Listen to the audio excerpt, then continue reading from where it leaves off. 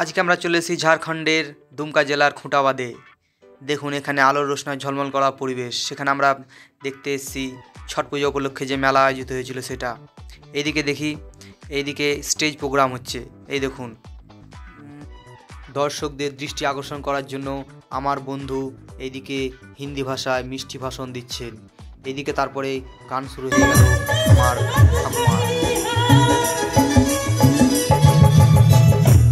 ঠাকুমার সুন্দর গান শুনে মুগ্ধ হয়ে আমরা চলে গেলাম সেই সমুদ্র তটে।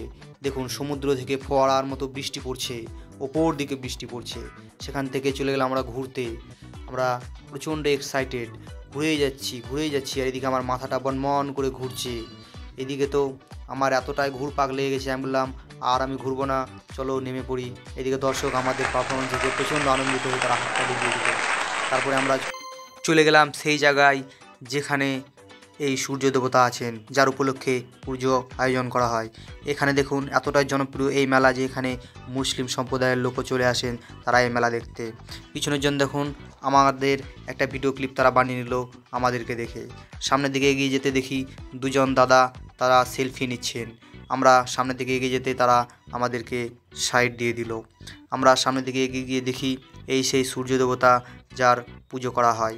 আর এখানে দেখছেন সেই তার 7টা ঘোড়া, আর নিচে দেখছেন এই সেই ছটি মাইয়া যার উপলক্ষেই এত আয়োজন।